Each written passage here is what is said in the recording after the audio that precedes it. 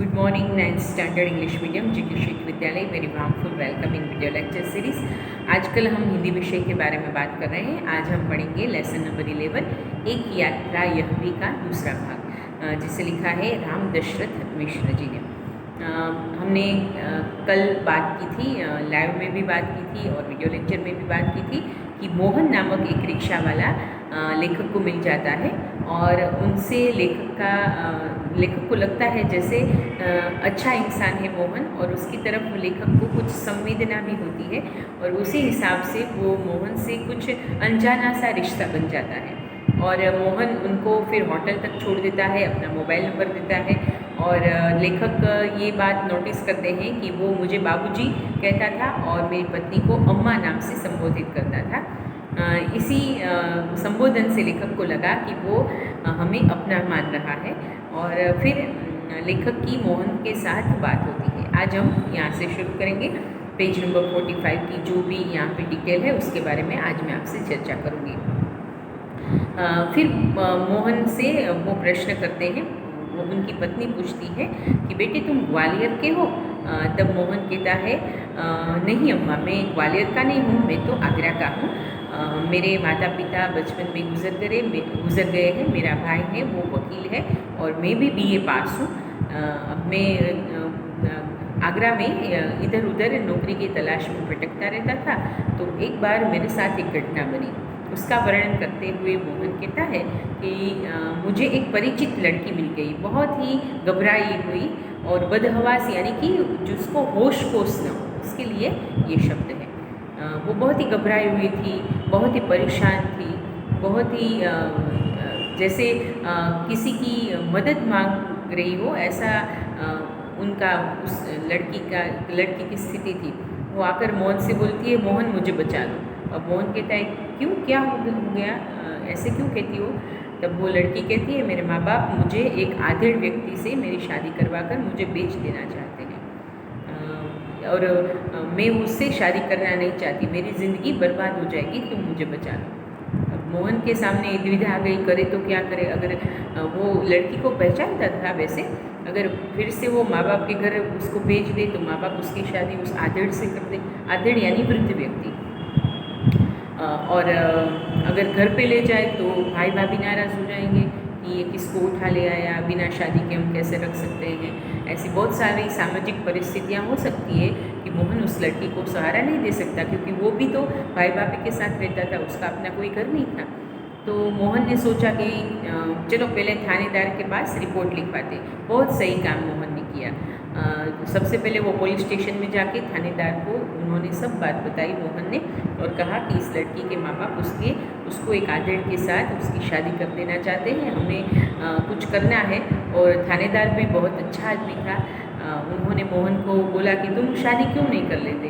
तो मोहन ने बोला ऐसे कैसे मैं शादी आज के आज कर लूँ, मुझे भी सोचने का, सब कुछ अरेंज करने का समय चाहिए, तब तक क्या करें। तब थानेदार ने बहुत अच्छा समझाया, इसको नारी निकेतन में रख देते हैं, सरकारी संस्था होती है जहाँ स्त्रियों को आश्रय मिलता है, वहाँ कुछ दिनों के लिए रख देते हैं, फिर तुम उनसे शादी कर लेना और फिर अपने घर ले जाना। और मोहन कहता है ये जो राम दशरथ जी है और उनकी पत्नी को, कि फिर कुछ दिनों बाद मैंने उससे शादी कर ली। मैं जब घर उसको ले आया तो भैया भाभी बहुत नाराज़ हुई, क्योंकि मेरी शादी भाभी की बहन के साथ तय हुई थी। मोहन की जो भाभी थी ना, उनके बड़े भाई की पत्नी, उनकी एक छोटी बहन थी, उनकी शादी मोहन से तय होने वाली थी। तो ये सब तो पूरा जो आयोजन था वो बिगड़ गया, इसलिए भाभी भी बहुत नाराज़ हो गई और भैया भी नाराज़ हो गए। उन्होंने मोहन को घर से निकाल दिया कि जाओ, चले जाओ, तुम्हें अगर हमारी बात नहीं माननी है तो तुम यहाँ नहीं रह सकते। फिर उस लड़की को लेकर मोहन कहता है मैंने उससे शादी की और उसको लेकर मैं ग्वालियर आया। अब ग्वालियर में कोई परिचित तो था ही नहीं कि मुझे नौकरी दे दे, तो इधर उधर भटकते भटकते मेरे हाथ में ऑटो आ गया, यानी कि मुझे ऐसा, मोहन कहता है मेरी सोच में ये आया कि चलो मैं रिक्शा चला लेता हूँ, कोई भी काम छोटा बड़ा नहीं होता, मैं बीए पास हूँ तो क्या हुआ, रिक्शा तो चला सकता हूँ। फिर बाबूजी मैंने एक रिक्शा ली और मैं रिक्शा चला रहा हूँ। अब राम प्रसाद मिश्र जी लिखते हैं अरे मोहन तुम तो बड़े महान व्यक्ति हो, हम लोग स्त्री संवेदना, स्त्री उद्धार और ऐसी ऐसी बड़ी बड़ी बातें करते हैं, लेकिन जब हमारा रोल आता है ना तब हम कुछ नहीं करते, सिर्फ बातें ही करते हैं। अच्छी अच्छी बातें करना, अच्छे अच्छे विचार व्यक्त करना तो बहुत आसान है, लेकिन उसको वर्तन में ले आना बहुत ही कठिन है। तो लेखक के मन में मोहन की छवि और ऊंची हो गई, उसको मोहन के प्रति और लगाव हो गया कि अरे बड़ा आदर्श व्यक्ति है, छोटा है तो क्या हो, अगर वो रिक्शा चला रहा है, उसका जो जीवन निर्वाह करने का व्यवसाय है वो छोटा है तो क्या हो, उसकी सोच बहुत बड़ी है। और लेखक कहते हैं इस यात्रा से मुझे मोहन जैसे महान व्यक्ति का परिचय हुआ। देखो, महान होना यानी कि सब अगर हमें पहचानते हो, हम कुछ बड़े काम करें, इसी को ही सिर्फ महानता नहीं कहते, छोटे लोगों की भी अपनी महानता होती है। देखो, मोहन यहाँ पे कहता है बाबूजी को, आप जब पूरा पाठ पढ़ेंगे ना उसमें बहुत सारी ऐसे संवाद में विगत है। मोहन कहता है कि अगर मैं उसको छोड़ देता तो उसका क्या होता। इसी सोच से मैंने उससे शादी कर ली कि भाई किसी न किसी से तो शादी करनी है, तो इस बेसहारा को अगर सहारा मिल जाए और उसने मुझसे मदद मांगी है तो मुझे अवश्य ही उसकी मदद करनी चाहिए। तो एक रिक्शा वाला सिर्फ BA पास लड़का है, लेकिन उसकी सोच कितनी नारी सम्मान और नारी गौरव का उनका आदर्श कितना बड़ा है, ये बात इस कहानी से हमें सीखनी है। इस कहानी का सबसे बड़ा उद्देश्य ये है कि हम नारी उद्धार के बारे में बात करते हैं, स्त्री शक्ति के बारे में बात करते हैं, स्त्री सशक्तिकरण के बारे में बात करते हैं, लेकिन जब उन बातों को हमारे जीवन में अपनाने का हमारा रोल आता है तब हम मुकर जाते हैं, या हम ऐसे कह देते हैं कि नहीं नहीं ये तो हमारे बस की बात नहीं है। लेकिन मोहन ने ये चीज़ यहाँ पे करके दिखाई। उन्होंने अपने भाई भाभी की नाराज़गी भी स्वीकार ली, उनको निकाल दिया गया, फिर से वो आगरा से ग्वालियर आ गया। तो कितना बड़ा साहस होना चाहिए। देखो, अगर कोई हमें घर से सामान देकर निकाल दे तो फिर से जीवन नए तरीके से शुरू करना कितना कठिन है। तो ये चीज़ इस कहानी से हमें सीखने को मिलती है। मोहन ने बहुत ही अच्छी तरह से ये बात अपने जीवन में उतार भी ली। देखिए, आजकल जब अखबार में कुछ पढ़ते हैं ना तो बहुत ही मन उद्विग्न हो जाता है। स्त्रियों के साथ, लड़कियों के साथ इतना बुरा व्यवहार होने लगा है आजकल समाज में कि हमें ऐसा लगता है कि हम आगे बढ़ने की बजाय पछात होने लगे हैं, हम राक्षस की योनि तरफ जा रहे हैं। किसी लड़की के बारे में बुरा सोचना, उसके साथ बुरा वर्तन करना कितना घृणास्पद है।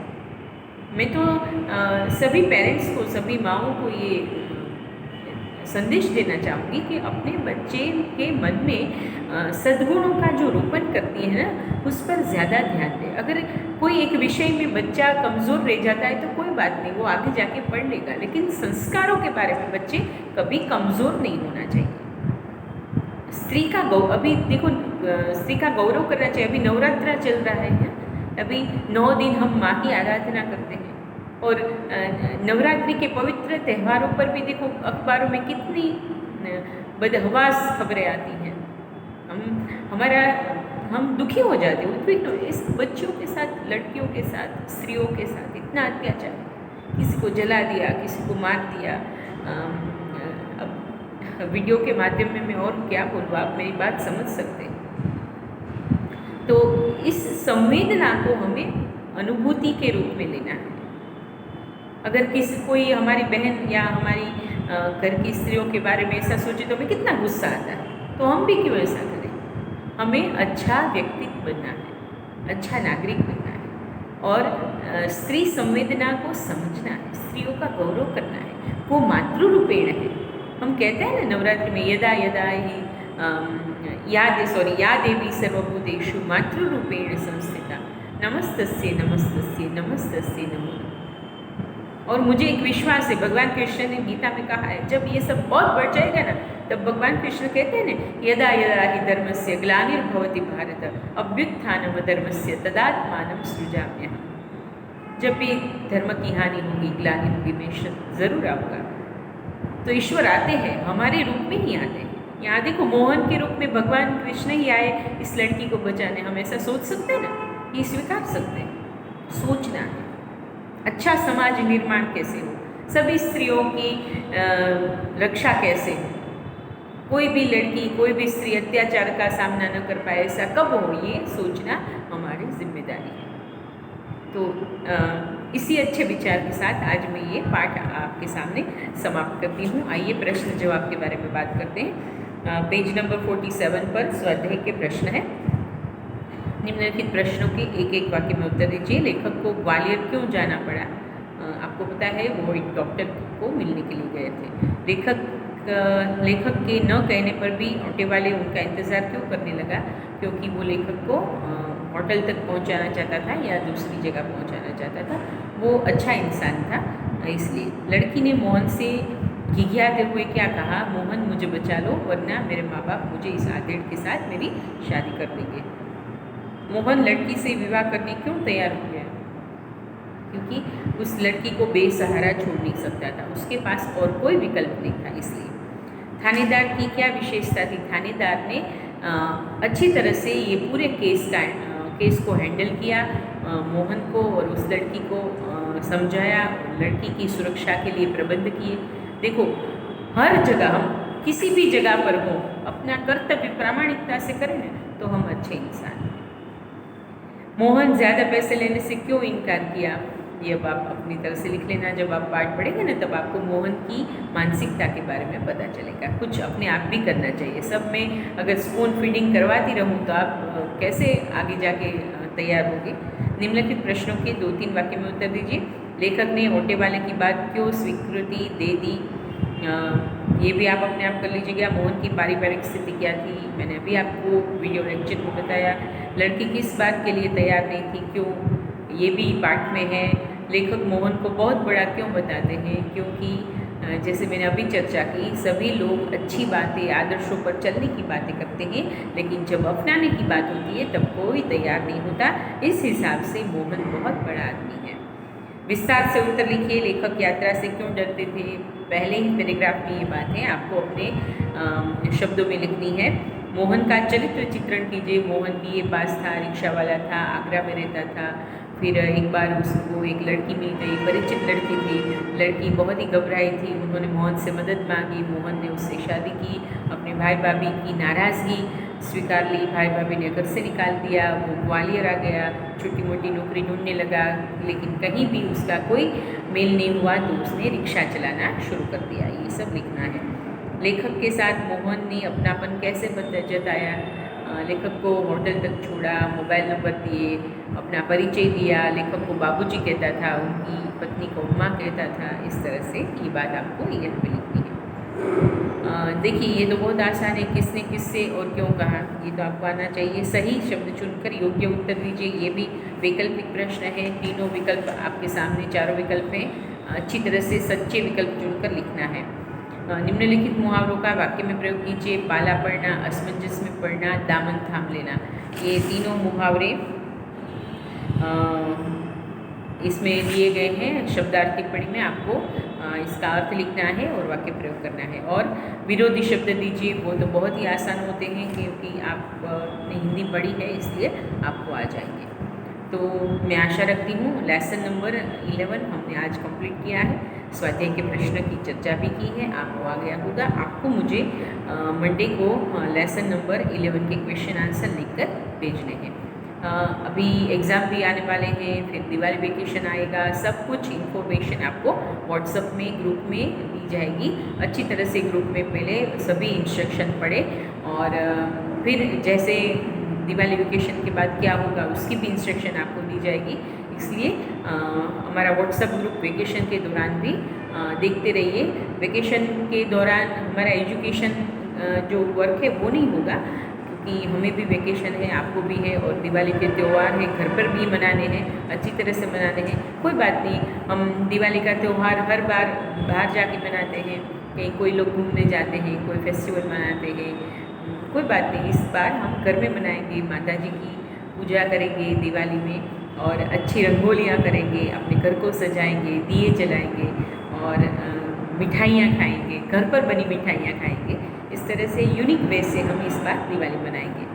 तो आज लेसन नंबर 11 यहाँ पे कंप्लीट होता है। अच्छी तरह से पढ़ें, अपनी पढ़ाई व्यवस्थित रूप से करें, नियमित रूप से करें। इसी संदेश के साथ मैं आपसे विदा लेती हूँ।